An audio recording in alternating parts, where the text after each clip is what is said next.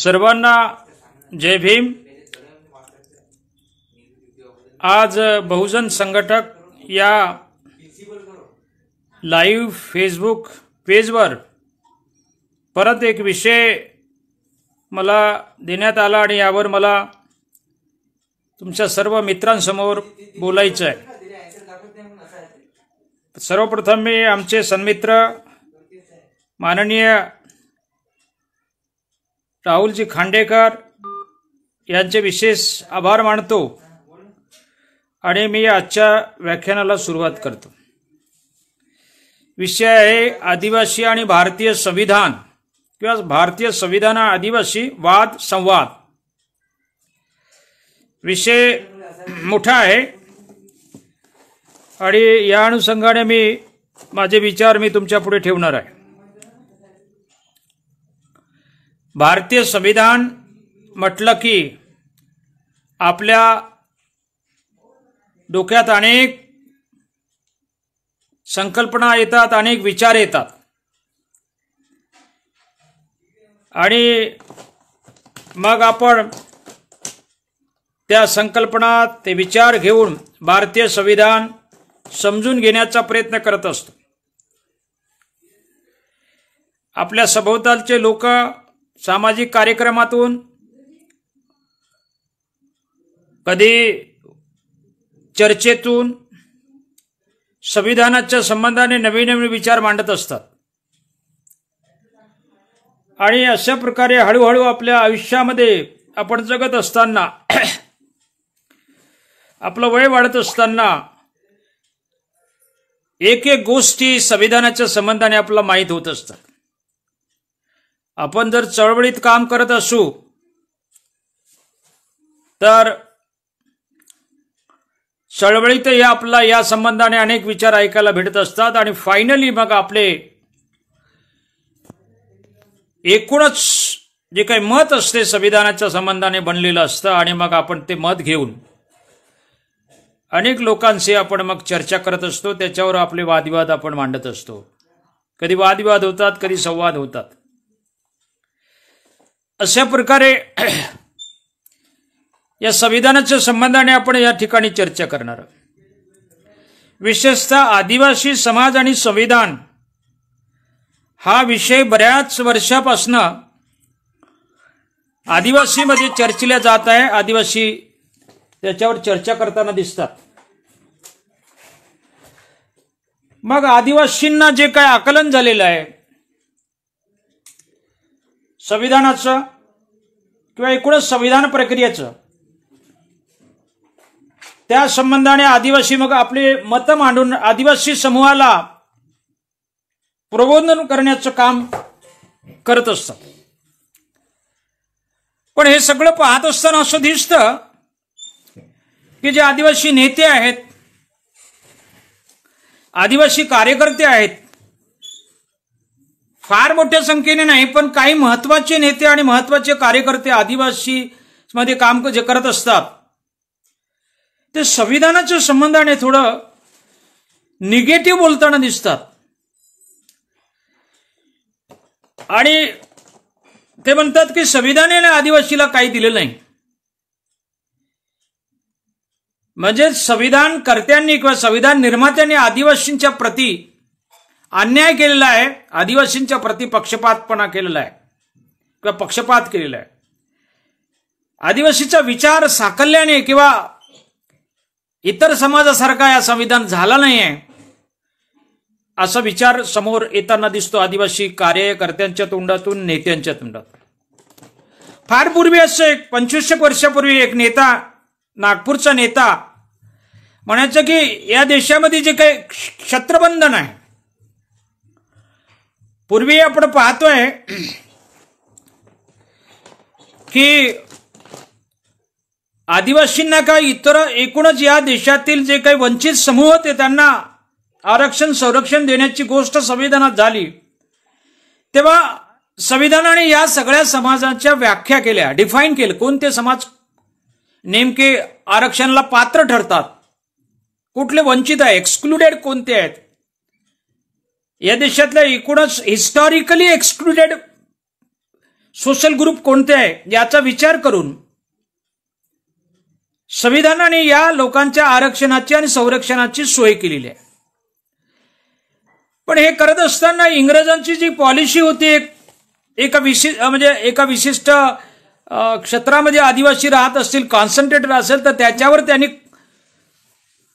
आपले जे काही फोकस टाकला त्याने आणि म्हणले की या लोकांचा आपण या कॉन्सन्ट्रेटेड जी पॉप्युलेशन आहे तिथं आपण विकास केला पाहिजे आणि त्याच्या बाहेरचे जे आहेत त्यांना एक्सक्लूड केलं.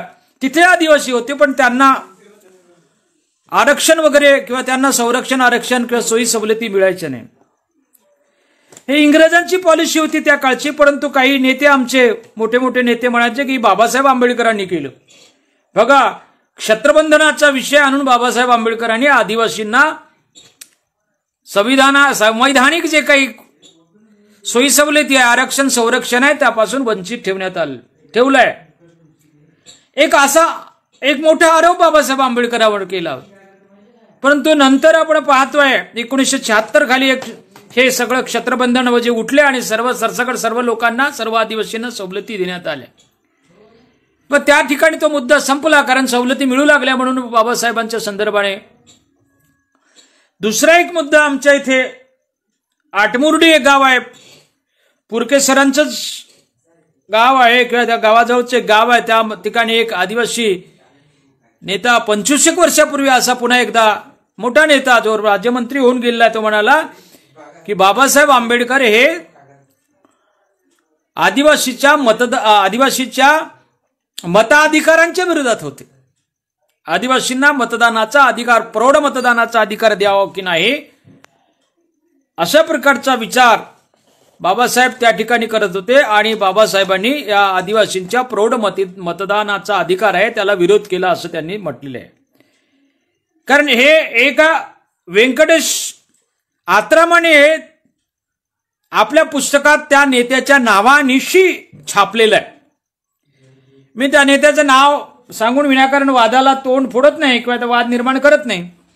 परंतु आदिवासी नेत्यांचा आणि कार्यकर्त्यांचा अभ्यास नसल्यामुळे, संविधानाचा अभ्यास किंवा बाबासाहेब आंबेडकरांचं आदिवासींच्या प्रती जे काही कार्य आहे त्याचा अभ्यास नसल्यामुळे हे असे बोलत असतात. आणि दुसरी एक बाजू या प्रश्नाची अशी की एखाद्या मोठ्या माणसावर काही आरोप केले की आपणही मोठा होतो, असं हे वर्तमानपत्रातून जे मिथक आपल्या समोर येत असते वारंवार, त्या मिथकाचे बळी हे सगळे आदिवासी कार्यकर्ते, नेते आणि आमचे विचारक किंवा विचारवंत पडत असतात, ते बळी पडत असतात. आणि मग बाबासाहेबांवर बेछूट अशा प्रकारचे ते आरोप करत असतात. कारण बाबासाहेब आंबेडकरांना समजून घेण्यासाठी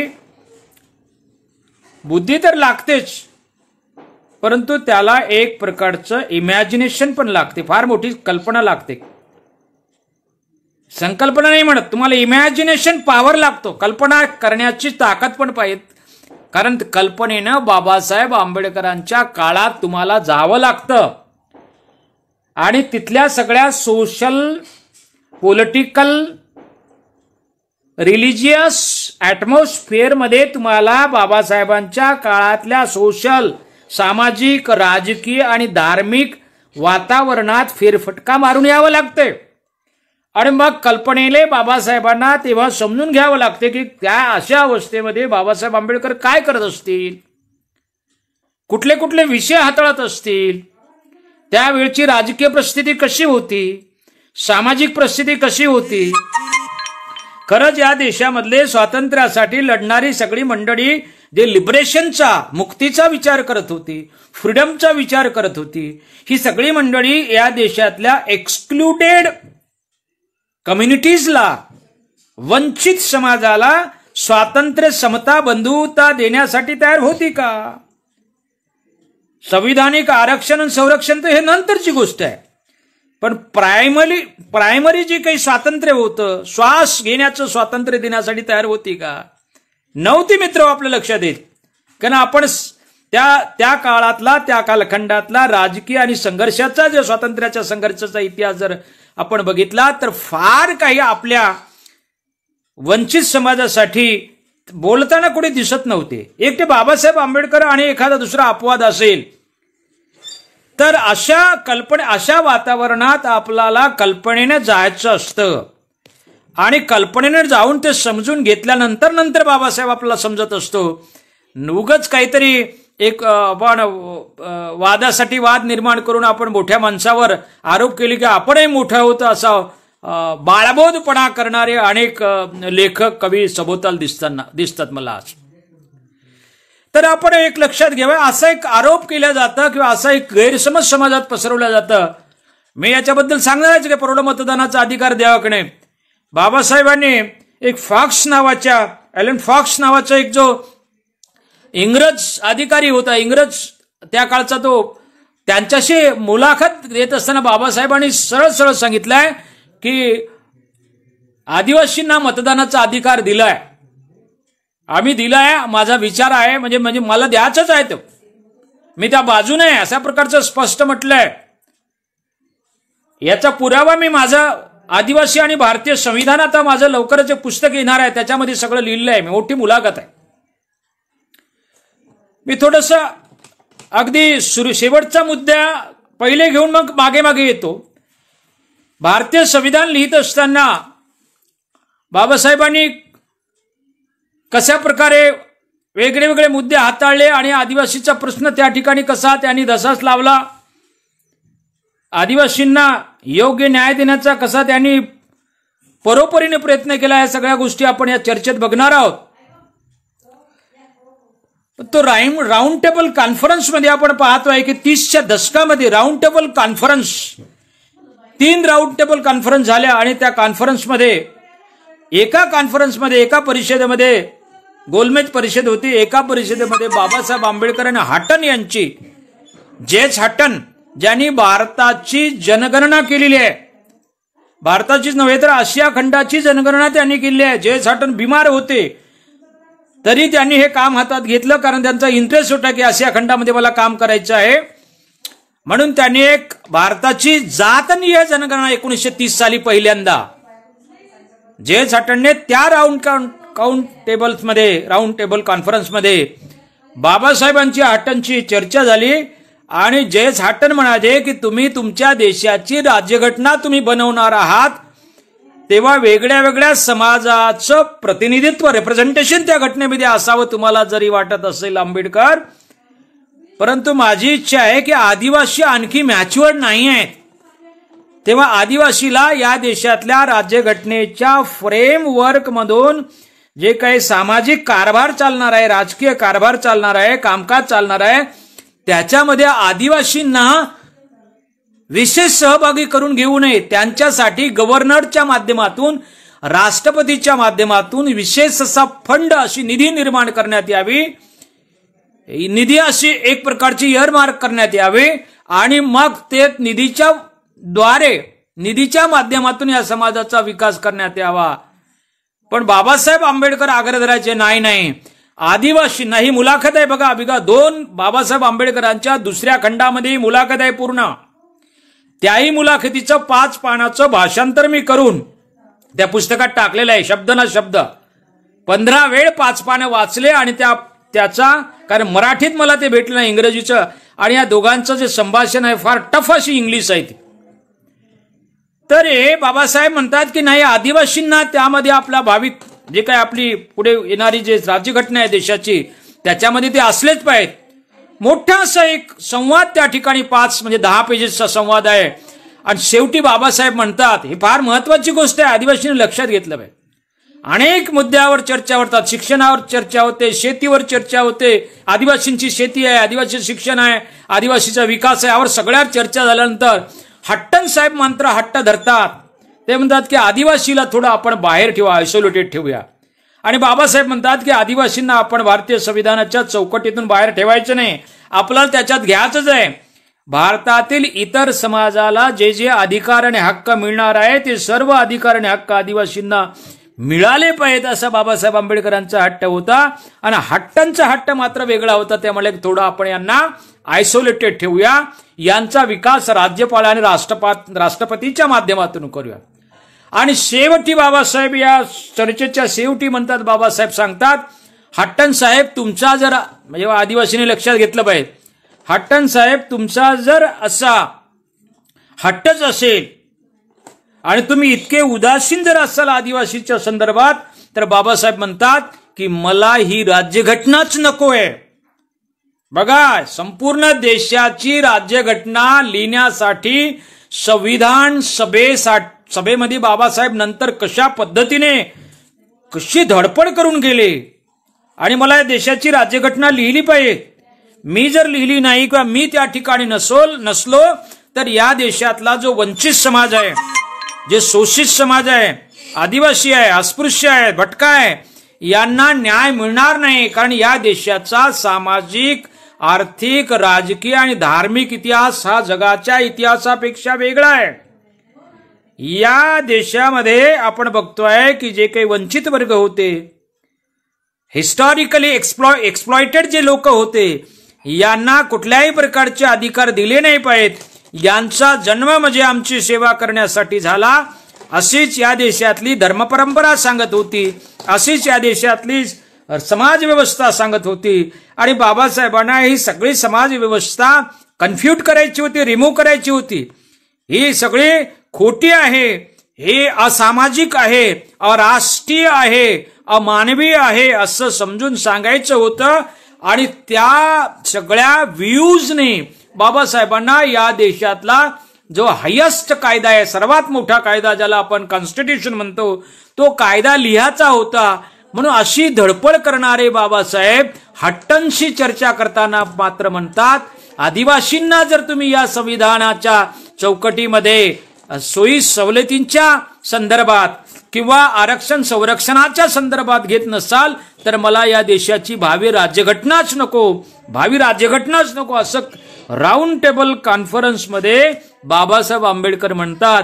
म्हणजे आदिवासींच्या प्रती त्यांची किती मोठी आस्था होती, किती मोठं प्रेम होतं. आणि या देशातले आदिवासी समाज विकसित झाला पाहिजे, तोही वंचित आहे, त्याच्यावरही अन्याय झाला आहे, त्याचंही शोषण झालंय, तोही शिक्षणापासून दूर आहे, तोही मानवी अधिकारापासून दूर आहे, त्यालाही मानवी अधिकार मिळाले पाहिजेत. इतर समाजासारखं तोही सुखात समाधानाने जगला पाहिजे, तोही चांगल्या अवस्थेत असला पाहिजे, त्यालाही शिक्षण मिळालं पाहिजे. अशा प्रकारच्या अनेक भावना बाबासाहेब आंबेडकरांच्या डोक्यात होत्या. म्हणून हट्टनला म्हणाले ते, जर आदिवासींना या संविधानात तुम्ही घेत नसाल तर मला या देशाची राज्यघटनाच नको.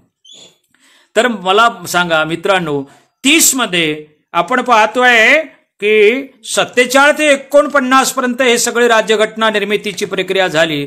त्याच्या अगोदर बाबासाहेब आंबेडकर 30-32च्या त्या कालखंडात राऊंड टेबल कॉन्फरन्समध्ये म्हणतात की आदिवासींना आपण विकासापासून वंचित ठेवू शकत नाही, कारण या देशातला आदिवासी इतका छोटा नाही आहे, संख्येने इतका छोटा नाही आहे.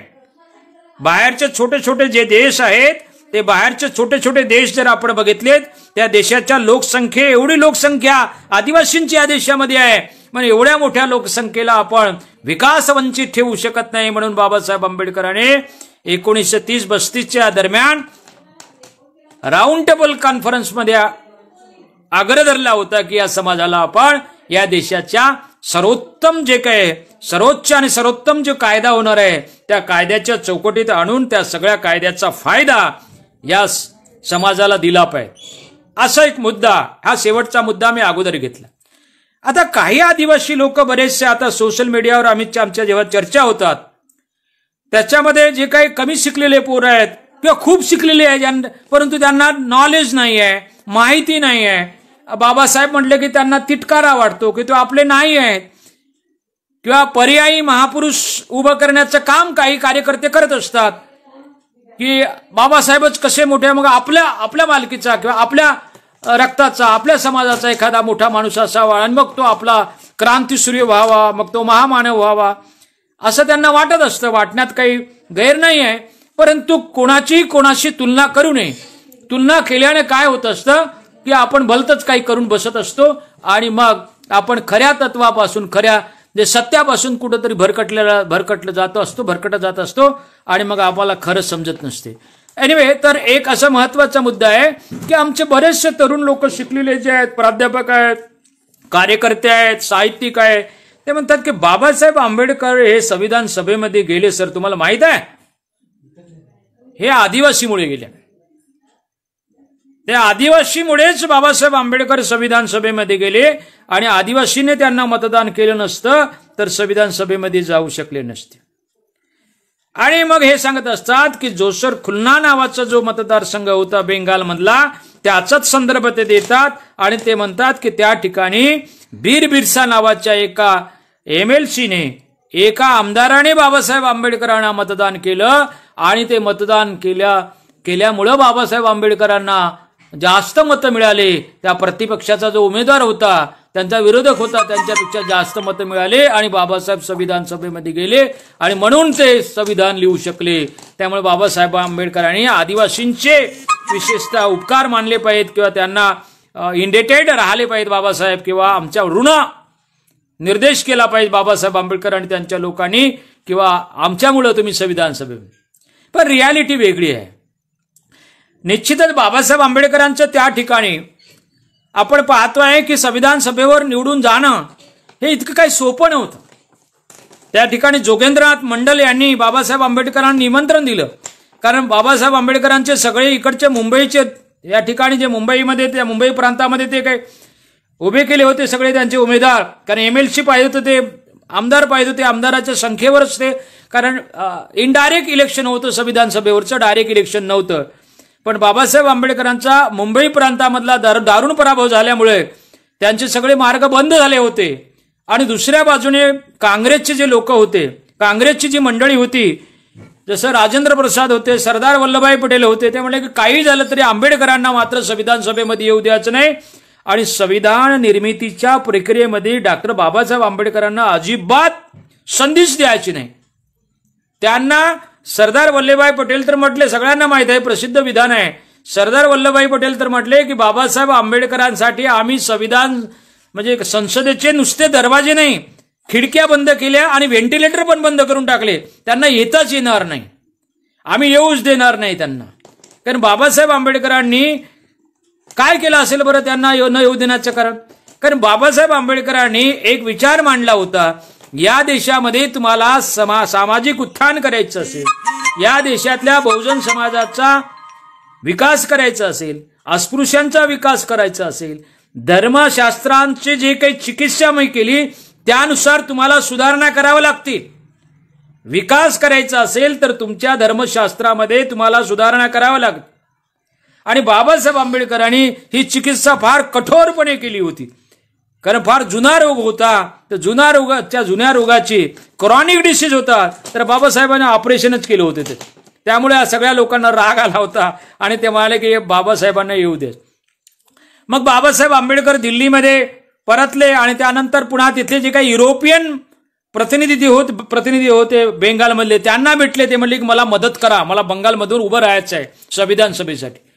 पण तिथले जे युरोपियन प्रतिनिधी होते ते म्हणाले की आम्हाला तुमच्या देशाच्या राजकारणात आता काही पडायचं नाही कारण आम्हाला लक्षात आलंय की आमची सत्ता संपुष्टात येत आहे त्या दिशेने आम्ही चाललोय.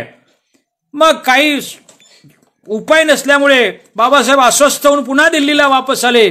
पण जोगेंद्रनाथ मंडल आणि त्यांना नामशूद्र समाजाचे होते त्यांना परत बोलवलं त्या ठिकाणी आणि जोसर खुलना नावाच्या मतदारसंघामधून ते उभे झाले. त्यांच्या विरोधात फार मोठे असे उमेदवार उभे होते त्या ठिकाणी. सुभाषचंद्र बोसांचे मोठे भाऊ वडील भाऊ शरदचंद्र बोस हे उभे होते. विद्वान माणूस होता दिग्गज माणूस होता त्यांच्या विरोधात बाबासाहेब उभे झाले. पण आणि दुसऱ्या बाजूने काँग्रेसची भूमिका होती की बाबासाहेबांना तिथून कोणी हलतीत निवडून येऊ द्यायचं नाही. म्हणून शंकर राय नावाचे मुंबईमध्ये त्यावेळेस एक अधिवेशन होतं काँग्रेसचं आणि शंकर राय हे फार विद्वान आणि प्रसिद्ध असे व्यक्ती होते त्या ठिकाणी.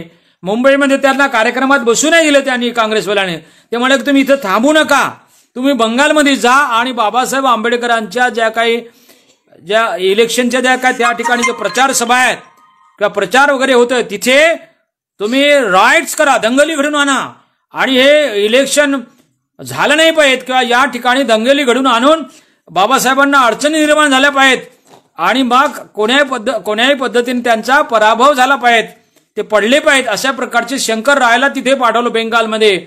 आणि मग तिथे मित्रांनो तुम्हाला माहित आहे की त्या ठिकाणी तलवारी निघल्या रस्त्यावर लाठ्याकाठ्या निघल्या खूप दंगा फसाद त्या ठिकाणी झाला. अशा अवस्थेमध्ये बाबासाहेब आंबेडकर निवडून आले.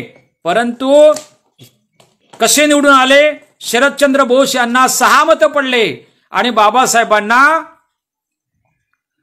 फक्त 7 मतं, म्हणजे 1 मत जास्त. 7 मतं पडले बाबासाहेबांना. त्याच्यातही गयानाथ 7 पैकी एका उमेदवाराला किडनॅप करण्यात आलं होतं. एक उमेदवार किडनॅप करण्यात आला होता, म्हणजे 6-6 टाय आला होता. तेव्हा जोगेंद्रनाथ मंडल हादरले. त्यावेळेस काय करावं काही सुचत नव्हतं त्यांना. आणि मग ते शोध घेतला त्या उमेदवाराचा. शेवटच्या क्षणी गयानाथ विश्वास नावाचा एक उमेदवार होता, तोही मतदान द्यायला तयार होता.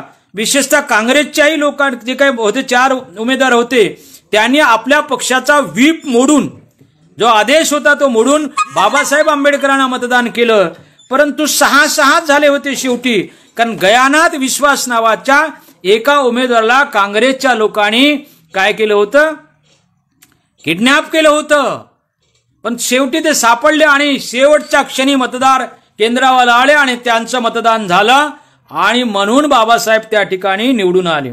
खरं म्हणजे दोघांचंही योगदान आहे, बीर बिरसा आणि गयानाथ विश्वास.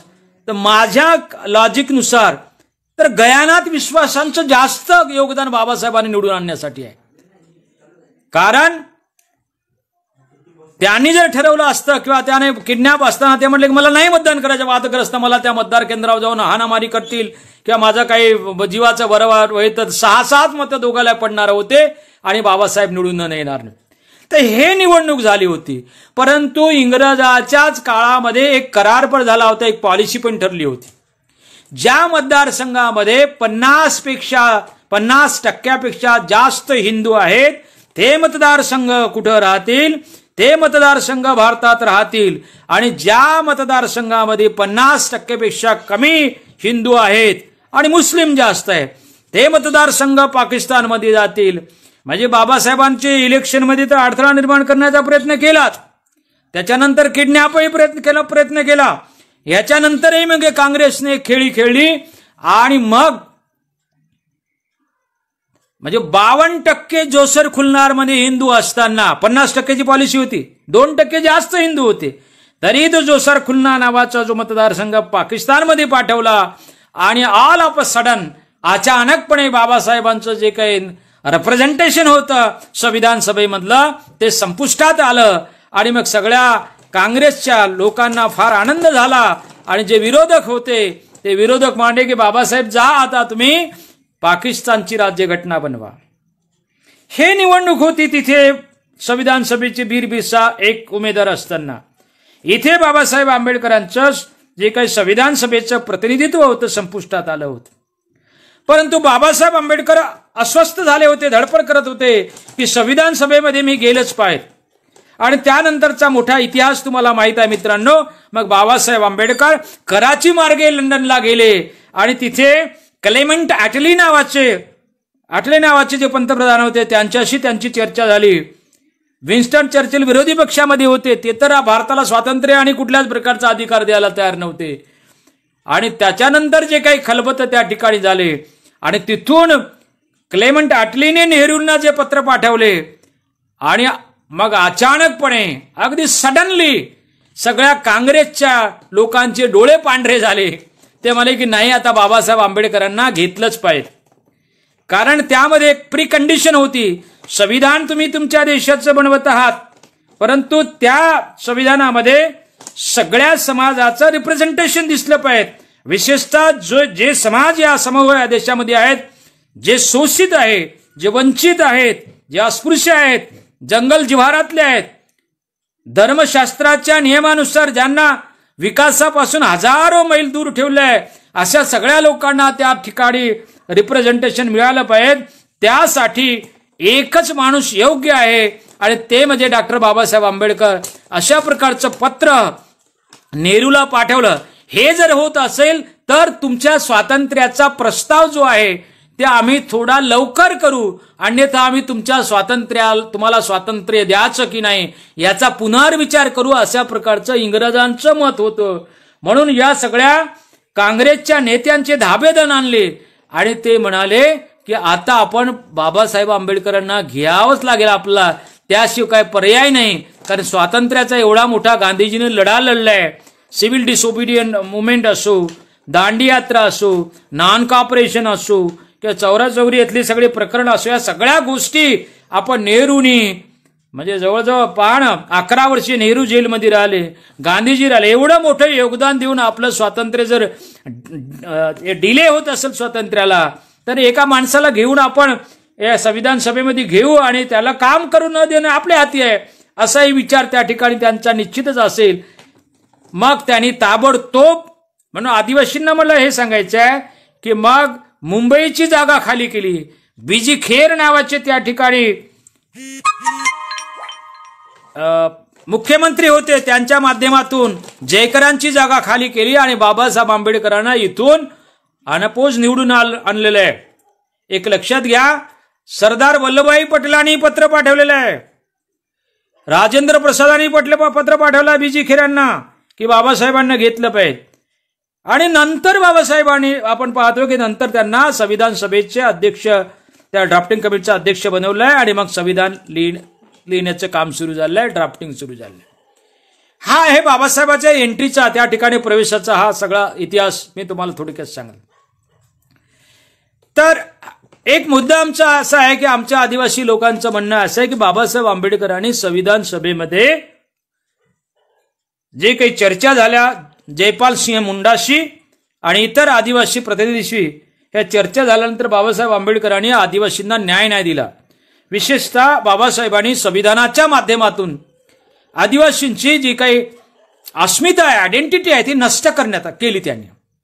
कारण आदिवासींना बाबासाहेबांनी शेड्यूल ट्राईब्स म्हटलेलं आहे, आदिवासी नाही म्हटलेलं आहे.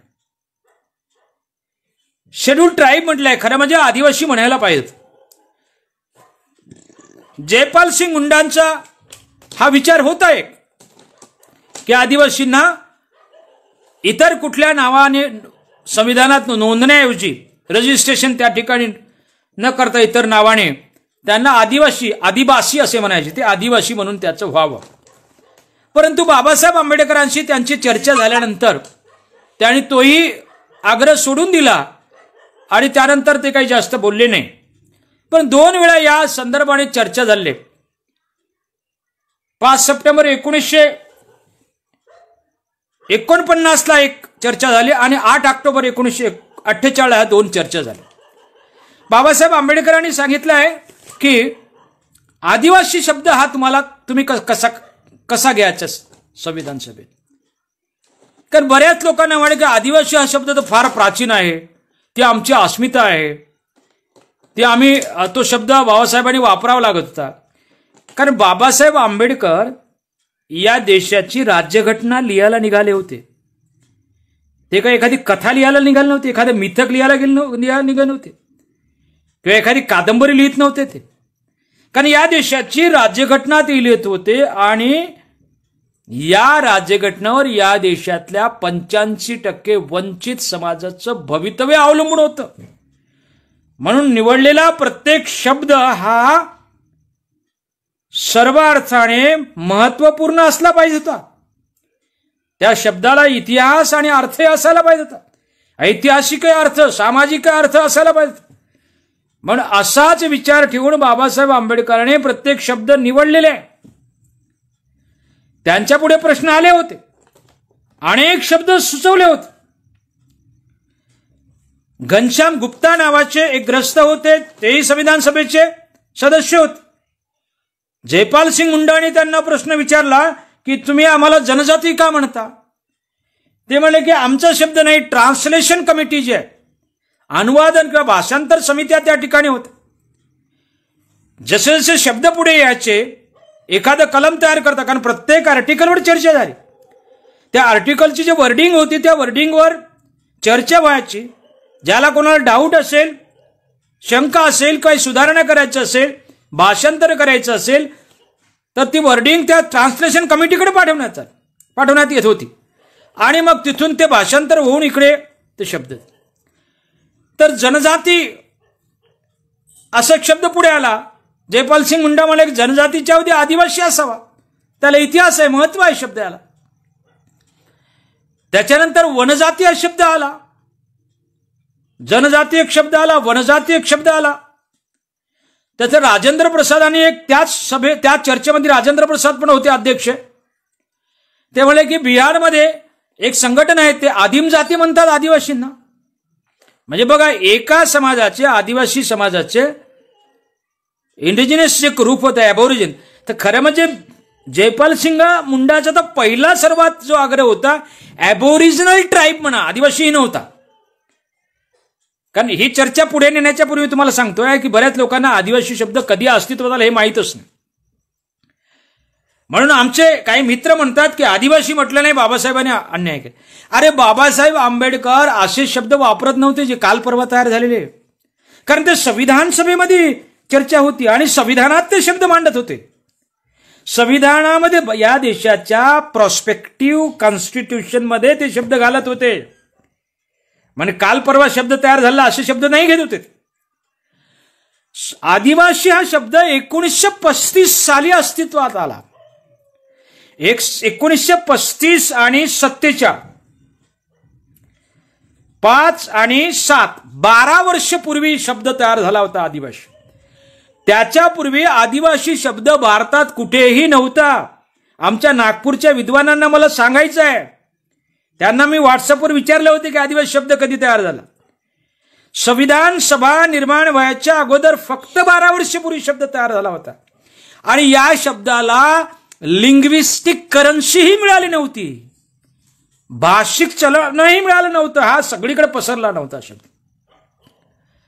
आदिवासी आदिवासी असं म्हणणं सुरू होत. हे सगळे पुरावे आहेत माझ्याकडे. मी काय असं काही आपलं माऱ्यावर काही मदार चालवत नाही मी, किंवा पाण्यावर काठी मारत नाही असे विनाकारण.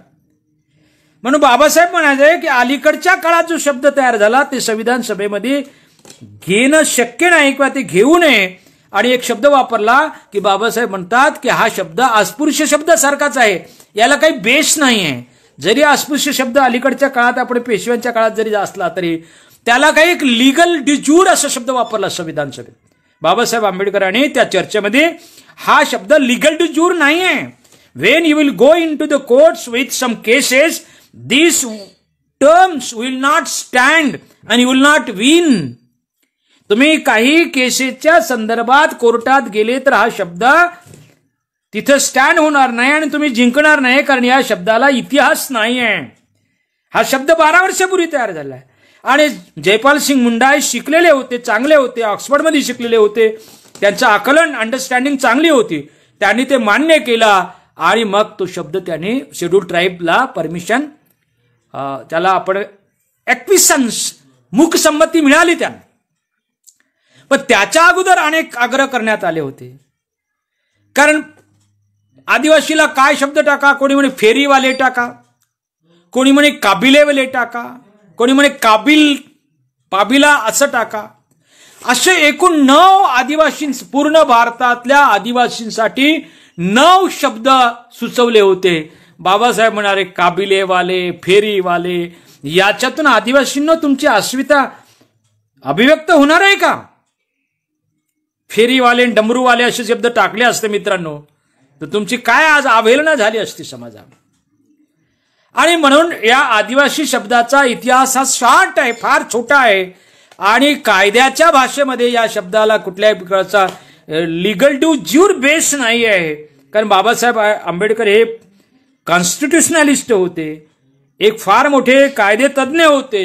म्हणून त्यांनी तो शब्द त्या ठिकाणी नाकारला. आणि शेड्यूल ट्राईब्स, आता शेड्यूल ट्राईबचा शब्द मी या पोर्टलवर बऱ्याच वेळा सांगितला, अनेक ठिकाणी सांगतो. अरे तुम्हाला व्याकरणाचा अभ्यास करून या सगळ्याचा अर्थ काढावा लागेल. शेड्यूल हे एक नाऊन आहे आणि क्रियापद आहे, परंतु याला ईडी लावलेला आहे, शेड्यूल्ड ट्राईब्स. आणि ईडी लावल्यानंतर याचा अर्थ ते क्रियापदी अर्थानेच वापरला आहे, 100% खरं आहे. आणि ईडी लावला याचा अर्थ आहे की त्या शेड्यूल्ड मध्ये टाकलेले, सूचीमध्ये घातलेल्या जमाती. मग ट्राईब या शब्दाचा जसं तिकडे अनुवाद समितीने जनजाती, वनजाती, आदिम जाती, काबिलेवाले, फेरीवाले, डमरूवाले असे वेगळे वेगळे भाषांतर जर केले असेल तर याला जबाबदार बाबासाहेब आंबेडकर आहेत का?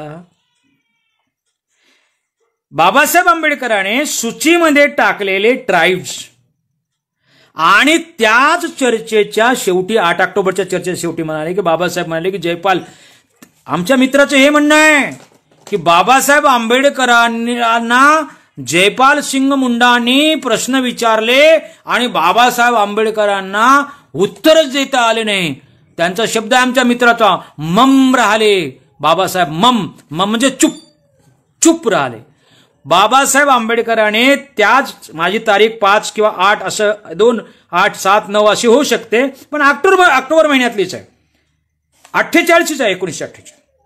बाबासाहेब आंबेडकरांनी 3 प्रश्न विचारले होते आणि शेवटच्या 3 पॅरेग्राफ बाबासाहेब आंबेडकरांनी नाव घेऊन म्हणाले, my dear friend Jaipal Singh Munda asked me 3 question and I am going to answer his questions. सरळ सरळ मी दाखवून देतो तुम्हाला. सरकारच्या संविधान सभेच्या चर्चेच्या वॉल्यूममध्ये जयपाल सिंग मुंडाचं 2 वेळ नाव घेऊन शेवटी म्हणतात की जयपाल सिंगजी, तुम्हालाही सांगतो, तुम्ही जरी माझ्या सगळ्या या शेड्यूल ट्राईब या शब्दाच्या संबंधाने समाधानी नसाल तर आपण एक सुविधा करून ठेवलेली आहे. आपण एक सुविधा करून ठेवलेली आहे की अमेंडमेंट आपल्या संविधानामध्ये करता येते. पुढे चालून तुम्हाला हवी तशी संविधानामध्ये त्या शेड्यूल ट्राईबचा अर्थ वेगळा तुम्ही त्याचा अनुवाद करू शका. काही लोक सांगतात ट्रायबनुस यापासून झालाय आणि युरोपियन आहे. ठीक आहे, युरोपियन आहे, हे गुलामीचं प्रतीक आहे आणि स्वतंत्र भारतातला आदिवासी गुलाम आहे. काही लोकांना असं गुलाम आहे म्हटलं की मी मशिया आहे, मग सगळ्या गुलामांनी माझ्याकडे यावं आणि मी तुमचा मशिया आणि तुम्हाला मी मुक्त करणार. असा जो स्वप्नवाद आहे, स्वप्नाळू जे लोक असतात, स्वप्नवाद जो आहे यांचा. ट्राईब या शब्दाचे अर्थ अनंत आहेत. एटिमॉलॉजिकली व्युत्पत्तीशास्त्रानुसार आपण पाहिलो तर अनेक शब्दाचे वेगळे वेगळे अर्थ आहे. अनेक शब्दाचे अर्थ वेगळ्या वेगळ्या अर्थात वेगळ्या वेगळ्या कालखंडात बदलले. कद्रू नावाचा शब्द मी बऱ्याच वेळेस सांगितलाय. कद्रू नावाचा फार मोठा राजा होऊन गेला. उदार, कद्रू या शब्दाचा अर्थ फार उदार असा होता. फार उदार लोकांना मदत करणारा, जनरस, औदार्य असणारा, दयाळू असणारा असा त्याचा शब्द अर्थ होता कद्रूचा. परंतु हा दयाळू राजा म्हणजे बहुजन समाजातला राजा होता आणि तो बहुजनातल्या गरीब लोकांना मदत करत होता. इथले वंचित वर्ग त्याच्यामुळे मोठे होत होते, वर येत होते. ते लोक रोजीरोटीला लागत होते, उपाशी राहत नव्हते, कामधंदे करत होते. आणि या देशातल्या जे काही वर्णव्यवस्थेतल्या लोकांना, गरीब लोकांना श्रीमंत होऊ द्यायचं नव्हतं, त्यांना सुखासमाधान राहू द्यायचं नव्हतं. मग यांचं तर ते काही करू शकले नाही राज्याचं, पण त्या शब्दाचाच अर्थ उलटा करून टाकला. कद्रू म्हणजे कंजूस, शब्दाचा अर्थ बदलून टाकला त्यांनी. त्या राजाची बदनामी करायची, कद्रू म्हणजे काय, कंजूस. आपल्याकडे म्हणतो काय कद्रू आहे रे, अरे कद्रूचा असा अर्थ नाही आहे. तर शब्दांचे अर्थ बदलतात. बाबासाहेब म्हणतात की जयपाल सिंगजी, पुढे चालून तुम्ही ट्राईब शब्दाचा अर्थ. अब ट्राईब म्हणजे काय, आम्ही देखील लिटरेचरमध्ये बऱ्याच वेळेस European writer tribes, English writer poet tribes, कवींचा एक वर्ग, कवींचा एक जमाव, कवींचा एक समूह, लेखकांचा एक समूह. ट्राईब या शब्दाचा अर्थ एक समूह असा आहे. ट्रायबस किंवा ट्रायब्युन्स वगैरे या शब्दाचा 3 लोक मिळून आले. ट्राय म्हणजे 3 लोक, युरोपियन शब्द आहे तो. 3 लोक एकत्र आले म्हणजे समूहवाचक नाम आहे. हे समूहवाचक विशेष नाम आहे. या शब्दाचा अनुवाद तुम्हाला जनजाती करता, अनुसूचित जनजाती, अनुसूचित वनजाती, अनुसूचित आदिम जाती. महाराष्ट्रात त्याचं जमाती केलं. मला सांगा, जनजातीचा जमाती कसं काय झालं? अरे बाबा, लिंग्विस्टिक आमचा स्टडी नाही आहे. तुम्हाला त्याही दृष्टिकोनातून विचार करावा लागेल. बाबासाहेबांनी पालीची डिक्शनरी तयार केली आहे. कारण भाषेच्या माध्यमातून कसं लोकांना गुलामीत टाकल्या जातं याचे फार मोठं उदाहरण आहे. आपल्या देशावर 150 वर्ष इंग्रजांचं राज्य होतं. तुम्हाला माहित नसेल, इंग्रज होते, इंग्लिश लोक, इंग्लंडवर 200 वर्ष फ्रेंचांचं राज्य होतं. म्हणजे इंग्रज जगावर राज्य करणारे होते. त्या इंग्रजांवर 200 वर्ष 14व्या 13व्या शतकामध्ये 200 वर्ष फ्रेंचांचं राज्य होतं आणि ते राज्य कशामुळे आले तर भाषेमुळे आलं होतं. भाषा इतकी किमया करू शकते. कारण तिथे इंग्लंडमध्ये इंग्रजी बोलण्याची बंदी होती. लॅटिन, हिब्रू आणि फ्रेंच भाषा बोलल्या जात होती. बायबलही हिब्रूमध्ये होतं, लॅटिनमध्ये होतं. त्याचं भाषांतर विल्यम टिंडले नावाच्या एका माणसाने केलं तर रस्त्यावर त्याचा शिरच्छेद करून मारून टाकलं झाला. कारण त्या हिब्रू बायबलमध्ये सांगितलं जात होतं की इंग्रजांवर किंवा इंग्लंडवर राज्य करण्यात यावे असं कोणी सांगितलंय तर हे देवाने सांगितलंय, बायबलमध्ये लिहून आहे. पण वाचू नका, ते वाचण्याची बंदी आहे, तुम्हाला वाचता येत नाही. हिब्रू हे देवभाषा आहे, लॅटिन हे देवभाषा आहे, संस्कृत हे देवभाषा आहे. भारतात जशी संस्कृत वाचण्याची संधी कोणाला नव्हती तसे तिकडे हिब्रू आणि लॅटिन वाचण्याची इंग्रजांना संधी नव्हती. म्हणून भाषेच्या माध्यमातून त्या ठिकाणी गुलामी आली होती. म्हणून भाषेचाही आम्ही अभ्यास केला पाहिजे. आज आम्ही भाषांतर करू शकतो ना. अनुसूचित आदिवासी असं भाषांतर करा ना ट्राईबचं. कोण धरलं तुम्हाला? कोण काय करणार आहे? तर मित्र, हे सगळं आहे. बराचसा वेळ झालाय, जवळपास 9, 9:15 झाले, उशीर झाला होता. तरी मी तुम्हाला 2-3 मुद्दे सांगतो की जे बाबासाहेब आंबेडकर म्हणजे 47 ते 49च्या दरम्यान हे संविधान सभेमध्ये आदिवासींच्या आणि सगळ्याच एकूणच शोषित समाजांचा जाहीरनामा त्या ठिकाणी मांडत होते. त्यांच्या उत्थानाच्या सगळ्या त्या आर्टिकल्स त्या ठिकाणी ते रजिस्टर करत होते. आणि हा देश कसा चालवला जावा, कसा चालावा याचे स्वप्न बाबासाहेब आंबेडकर संविधानाच्या चौकटीतून पाहत होते. हे सारं करत असताना तो तर नंतरच्या काळात, नंतर स्वातंत्र्य मिळालं 48 मध्ये, आपण पाहतो ते सगळे. तर नंतर 1 वर्ष चाललंय. पण याच्या अगोदर बाबासाहेब आंबेडकर खरंच जर आदिवासींच्या विरोधात असेल तर अगोदर त्यांनी आदिवासींबद्दल काही काम केलं का याबद्दल माहित आहे का? तर मित्र हो, आपण पाहतो 1932 मध्ये राऊंड टेबल कॉन्फरन्समध्ये बाबासाहेब आंबेडकर आदिवासींची बाजू घेतात. 1936 मध्ये अनिलेशन ऑफ कास्ट नावाचा ग्रंथ लिहितात आणि त्या अनिलेशन ऑफ कास्ट नावाच्या त्या छोट्याशा ट्रॅकमध्ये, छोट्याशा ग्रंथामध्ये बाबासाहेब आंबेडकर 8वं प्रकरण, स्पेशल 8वं प्रकरण, छोटंसं प्रकरण आहे, त्या आदिवासीवर लिहितात. ते म्हणतात की 3.5 मिलियन लोक म्हणजे 3.5 कोटी लोक या देशामधले जे आहेत यांना अगदी रानटी बनवून ठेवलं आहे. यांना सिव्हिलायझेशनच्या बाहेर, संस्कृतीच्या बाहेर ठेवलेलं आहे. विकासापासून यांना बाहेर ठेवलं आहे. आणि ही किमया कोणी केली? बाबासाहेब म्हणतात ते हिंदू आणि हिंदू धर्मशास्त्रांचे जे पुरोहित आहेत, समर्थक आहेत, त्यांनी केले आहे. आणि या हिंदूंना किंवा धर्म मार्तंडांना शरम आहे. बाबासाहेबांनी शरम असा शब्द वाटला. शरमही वाटत नाही म्हणले की अदिवासींना अशा प्रकारचं छळ करतात हे लोक, अशा प्रकारचे त्यांना वंचित ठेवतात. आणि मग आदिवासी हे कोण आहे? आयडेंटिटीचा प्रश्न आमचा मुद्दा काढतो आमचा मित्र की बाबासाहेबांनी आम्हाला आयडेंटिटी दिली नाही. बाबासाहेब आयडेंटिटी मांडतात त्या ठिकाणी 8व्या प्रकरणात अॅनिलिशन कास्टमध्ये. हे आदिवासी कोण आहे? शेवटच्या 5 ओळीमध्ये बाबासाहेब म्हणतात हे आदिवासी कोण आहेत? हे आदिवासी ते आहेत की जे आणणाऱ्यांचे अवशेष आहेत. हे आदिवासी आहेत. वैदिक काळात बाबासाहेबांनी वापरला शब्द आहे, वैदिक काळातील आणणाऱ्यांचे वंशज, अवशेष, रिमेन्स असा शब्द वापरला बाबा. जे वंशज आहे, रिमेन्स आहे, अवशेष आहेत ते अनार्य आहेत. अरे तुम्हाला अनार्य म्हटलंय. आर्य म्हणजे शोषण करते. आर्य म्हणजे धार्मिक भेदभाव निर्माण करणारे. आर्य म्हणजे गुलामगिरी रुजवणारे. आर्य म्हणजे हिंसा करणारे. आर्य म्हणजे धर्मयुद्ध घडून समाजाला देशोधडी लावणारे. आर्य म्हणजे समाजात दुहीचं वातावरण करून राष्ट्र दुभंगणारे. हे नाही म्हटलं बाबासाहेब आंबेडकरांनी तुम्हाला. आर्य नाही म्हटलं, अनार्य. अनार्य म्हणजे या देशाला अखंड ठेवणारे. अनार्य म्हणजे नाग. पुढे जाऊन बाबासाहेब म्हणतात नाग संस्कृतीवाले लोक आहात तुम्ही. एवढी मोठी आयडेंटिटी बाबासाहेब देतात. पण तुम्हाला डोळेच नसतील, दृष्टीच नसेल. लक्षात घ्या, नुसते डोळे असून चालत नाही. म्हणजे तुम्हाला व्हिजन असली पाहिजेत. मी नेहमी सांगतो तुम्हाला व्हिजन नसेल तर तुमचं डिव्हिजन होत असतं. आणि तुमचं डिव्हिजन झालं की तुम्ही कोणासाठी तरी प्रोव्हिजन होत असतं. व्हिजन, डिव्हिजन, प्रोव्हिजन असा एक क्रम आहे.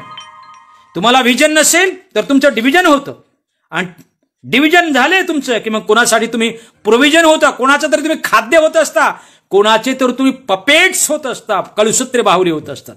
म्हणून आमचे हे जे आजचे विद्वान आहेत ना, बाबासाहेब आंबेडकरांनी आम्हाला आयडेंटिटी दिली आहे, हे सगळे कोणाचे तरी प्रोव्हिजन झाले आहे, कोणत्या तरी संघटनेचे, कोणत्या तरी आउटफिटचे, कोणत्या तरी सेक्टचे, संप्रदायाचे काय झाले, हे प्रोव्हिजन झाले, हे किराणा झाले, किराणा माल झाले, त्यांचं शोषण सुरू आहे. तर खरंच मला सांगा, एवढी मोठी आयडेंटिटी 1936 मध्ये, त्याच्या अगोदर 12 मार्च 1927 मध्ये बाबासाहेब आंबेडकर मुंबईच्या प्रांतीय मंडळामध्ये शिक्षणाच्या बिलावर बोलतात आणि आदिवासींची संख्या कशी या सगळ्या प्रांतामध्ये कशी आहे, शिक्षणाची काय अवस्था आहे हे समजून सांगतात. प्रायमरीला किती लोक शिकतात आदिवासीचे, हायस्कूलला किती लोक शिकतात, कॉलेजमध्ये कशी झिरो संख्या यांची, आणि आग्रह धरतात तुम्ही यांच्याकडून एक्साईज ड्युटी घेता, जकात कर घेता, अबकारी कर घेता, आणि यांच्या शिक्षणावर बाबासाहेब तेव्हा मांडतात. अनेक शिक्षणाचे आयोग येऊन गेले आपल्याकडे, वेगळे वेगळे कमिशन बसले, कमिट्या बसल्या, शिक्षणावर किती ह्याच्यावर बोलत नाहीत आमचे आदिवासी. आश्रमशाळेचं शिक्षण कसं दिलं जातं, शिक्षणावर किती खर्च केला जातं, शिक्षणावरचं बजेट खरंच शिक्षणावरच खर्च होते का, याच्यावर आम्ही बोलत नाही. आम्ही एकदम डायरेक्ट बाबासाहेब आंबेडकरांवर आरोप करायला निघतो आणि मग स्वतःला धन्य समजत असतो. त्याच्यानंतर बाबासाहेब आंबेडकरांनी त्या ऑक्टोबरमध्ये पुन्हा युनिव्हर्सिटीचं एक बिल मांडलं होतं त्या ठिकाणी. त्याच्यावर बाबासाहेब बोलतात की या ठिकाणी युनिव्हर्सिटीमध्ये जे सिनेट्स असतात त्या सिनेटमध्ये आदिवासींना संधी द्या, अशा प्रकारचा विचार त्या ठिकाणी मांडतात. आदिवासीची बाजू त्या ठिकाणी. त्याच्यानंतर आपण पाहतोय अनेक उदाहरण. 1930 मध्ये कुलाबामध्ये बघतोय आपण, इंग्रजांच्या विरोधात त्या ठिकाणी संघर्ष होत असताना नाग्या कातकरी नावाचा एक आदिवासी कातकरी समाजाचा मारला जातो, जखमी होतो, त्याला घरी मरतो. घरी आणल्यानंतर त्याला उचलून आणतात, त्याची केस बाबासाहेब लढतात. बाबासाहेबांची 30च्या दरम्यान कंडिशन चांगली नव्हती, आर्थिक परिस्थिती चांगली नव्हती, कारण ते आंदोलनात उतरले होते. नोकरी जास्ती दिवस केली नव्हती त्यांनी, वकिली जास्ती दिवस केली नव्हती. परिस्थिती वाईट असताना बाबासाहेब आदिवासी नाग्या कातकरीची केस फुकट लढतात आणि जिंकून देतात, कॉम्पेन्सेशन मिळवून देतात त्यांना. एक लक्षात घेतलं पाहिजे. त्याच्यानंतर बाबासाहेब आंबेडकर विचार करत होते की या देशाला खरंच, या देशाला मोठं करायचं होतं. या देशातले जे काही सामान्य लोक आहेत, रस्त्यावरचे लोक आहेत, गिरीकंदरातले लोक आहेत, जंगल जिव्हारातले लोक, आदिवासी आहेत, रस्त्यावरचे सगळ्या लोकांना राजकीय अवेअरनेस आला पाहिजे. म्हणूनच ते म्हणजे जा तुमच्या घराच्या भिंतीवर लिहून ठेवा की तुम्हाला या देशाची राज्यकर्ते जमात बनायचं आहे. म्हणून या लोकांना राजकारणात संधी मिळाली पाहिजे, यांना राजकारण समजलं पाहिजे. म्हणून बाबासाहेब आंबेडकरांनी सगळ्या लोकांना विनंती केली होती, आदिवासी लोकांना, ओबीसींना विनंती केली होती. बाबासाहेब फार कणखर असं नेतृत्व होतं, ते घेतलेले निर्णय कधी बदलवायचे नाही. शेड्यूल कास्ट फेडरेशन नावाचा त्यांचा जो पक्ष होता, त्या पक्षामध्ये येण्यासाठी बाबासाहेब आंबेडकरांनी आदिवासींना आणि ओबीसींना आवाहन केलं होतं. शेड्यूल कास्ट फेडरेशनचा जो जाहीरनामा होता, त्या जाहीरनाम्यामध्ये बाबासाहेब लिहितात स्पष्ट, या मी तुम्हाला दाखवतो त्यांच्या कोणत्या व्हॉल्यूममध्ये ते लिहिले आहे बाबासाहेब, किंवा तुमच्याकडे व्हॉल्यूम असं तर वाचा ते. बाबासाहेब कधी आपले निर्णय बदलवायचे नाही, पण म्हणायचे की एसटी म्हणजे आदिवासींना आणि ओबीसींना तुम्ही आमच्यासोबत जर आलं ना, मी माझ्या पक्षाचं नाव पण बदलू शकतो. शेड्यूल कास्ट फेडरेशन ठेच्या ऐवजी आपण मागासवर्गीय फेडरेशन असं ठेवूया, आपण नाव ठेवू. बॅकवर्ड क्लास फेडरेशन असं माझ्या पक्षाचं नाव बनवतो, तुमच्यासाठी मी बदलवतो, आणि आपण मिळून आपण या देशातली राजसत्ता हातात घेऊया. अशा प्रकारच्या अनेक गोष्टी आपण पाहतोय की बाबासाहेबांनी संविधान सभेच्या अगोदर 5-6 मेला मुंबईमध्ये एक शेड्यूल कास्ट फेडरेशनचं अधिवेशन भरलं. त्या ठिकाणी देखील बाबासाहेब आंबेडकरांनी सांगितले की आदिवासीचा विकास करायचा असेल तर यापूर्वी मी तुम्हाला सांगितलं आहे, आफ्रिकेच्या राज्यघटनेनुसार आदिवासींसाठी संवैधानिक मंडळ निर्माण करण्यात यावे. जे आपण संवैधानिक मंडळ होते ना अगोदर, संविधानिक मंडळ निर्माण करण्यात यावं आणि विशेष फंड निर्माण करण्यात येऊन त्या फंडाच्या माध्यमातून आदिवासीचा विकास करण्यात यावा, अशा प्रकारचा विचार बाबासाहेबांनी संविधान लिहिण्याच्या अगोदर आदिवासीच्या संबंधाने. त्यानंतर आदिवासींच्या संबंधाने केवळ बाबासाहेब आंबेडकरांनीच भूमिका घेतली नव्हती, आंबेडकरी चळवळीने देखील भूमिका घेतलेली आहे. वामनदादा कर्डकांचे जेव्हा गीत जर पाहिलेत, अनेक गीतांमध्ये आदिवासींच्या संबंधाने वामनदादा कर्डकांनी लिहिलेलं आहे की आदिवासींचे पोरं कसे जंगलात राहतात, त्यांना शिक्षणापासून कसं वंचित ठेवलं जातं. ती कळकळ आणि तळमळ त्या ठिकाणी व्यक्त. मागच्या वर्षी सुखदेवराव थोरातांनी एक पुस्तक लिहिलं, वंचितांचे वर्तमानशास्त्र. त्यात स्पेशल एक प्रकरण लिहिलेलं आहे, स्पेशल एक प्रकरण आदिवासींवर लिहिलेलं आहे. आदिवासींच्या विकासाचं कोड काय आहे, शिक्षणाचं प्रमाण किती आहे, किती शेत जमीन आहे, शेतीचे तुकडीकरण कसं होत आहे, या सगळ्या गोष्टी त्या ठिकाणी डॉक्टर सुखदेवराव थोरातांनी UGCचे माजी अध्यक्ष यांनी लिहिलं आहे. मित्र, हे लक्षात घेतलं पाहिजे की केवळ वेगळ्या चुली मांडून काही फायदा होणार नाही. हे जे लोक वेगळ्या चुली, बाबासाहेब आंबेडकर, फुले, शाहूंना वगळून तुम्हाला या देशातल्या विषमतावादी व्यवस्थेशी तुम्हाला लढताच येणार नाही. ठीक आहे, आमचे बिरसा मुंडा आहेत, हे माझ्या पुढे याच्याबद्दल बोला म्हणा. आता हे पुस्तक दाखवतो तुम्हाला, हे पुस्तक दाखवून राहिलं बिरसा मुंडाचं. बीजेपीच्या एका कार्यकर्त्याने हे नॉवेल लिहिली आहे 400 पानाची बिरसा मुंडावर, आणि यामध्ये बिरसा मुंडा शंकराची पूजा करताना दाखवलं आहे. शिवरात्रीला मंदिरात जातोय, सगळ्या देवधर्माबद्दल बिरसा मुंडा हिंदू होता असं लिहिले आहे. याच्याबद्दल काय बोला म्हणा. आता आदिवासींच्या जे काय आमचे महान आदिवासी नेते आहेत याच्याबद्दल बोला ना म्हणा या बिरसा मुंडाचे. अरे, विकृतीकरण केल्या जात आहे, तुमच्या संस्कृतीचं विकृतीकरण केलं जात आहे, तुमच्या महापुरुषांचं विकृतीकरण केलं जात आहे. आणि हे सगळं तुम्हाला हटवायचं असेल, मागे न्यायचं असेल आणि सत्याचा प्रकाश तुम्हाला बघायचा असेल तर फुले शाहू आंबेडकर हाच एक लुकिंग ग्लास तुमच्या पुढे आहे, अन्यथा नाही आहे. तुम्ही टेम्पररी काही करण्याचा प्रयत्न करत असाल तर समाजाला मागे न्याल, तुम्ही शेकडो मैल मागे न्याल. शेकडो मैल म्हणण्यापेक्षा हजारो वर्ष तुम्ही परत मागे न्याल. आणि अट्टहास नाही, एवढं सांगत असतानाही मी माझा अजिबात अट्टहास नाही. वाचा तुम्ही, बाबासाहेबांचे सर्व वालूम वाचा, शाहू महाराजांना वाचा, महात्मा फुलेंना वाचा, चिंतन करा, बिरसा मुंडाही वाचा, जयपाल सिंग मुंडाही वाचा, या सगळ्या गोष्टी वाचा आणि नंतर निर्णय घ्या. आणि त्याचबरोबर तुमच्या भोवताल जे काही वातावरण आहे तेही वाचा. सिस्टम कशी काम करते आहे, धर्मशास्त्र कसे काम करतायत, धर्म संसदी काय काय सांगत आहेत, हरिद्वारला झालेली, दिल्लीमधल्या झालेल्या धर्म संसदी काय सांगत, जिनोसाइडचं या देशामध्ये कसं समर्थन होत केलं जात आहे, नरसंहाराचं समर्थन केलं जात. आज ख्रिश्चन मुस्लिमांवर आहे हा बल्ला, उद्या तुमच्यावर आहे. प्रेमसिंग दामोर नावाचं एक भिल्ल समाजाचा कार्यकर्ता आहे मध्य प्रदेशमध्ये, झाबुआ जिल्ह्यामध्ये. त्याचं चरित्र वाचा, काय करतोय तो.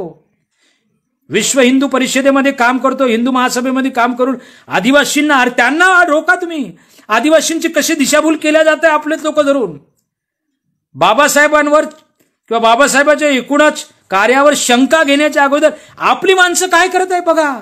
नागपूरची माणसं काय करत आहे, त्याच्या पलीकडचे मध्य प्रदेशातली माणसं काय करत आहेत, साऊथ मधली माणसं काय करत आहेत, दिल्लीमधली माणसं काय करत आहेत, यवतमाळमध्ये राळेगावात मधले माणसं काय करत आहे. आदिवासी कोणत्या कुठली चड्डी घालून कोण्या सकाळी कुठल्या संघाच्या शाखेत आहे हे शोधा पहिले.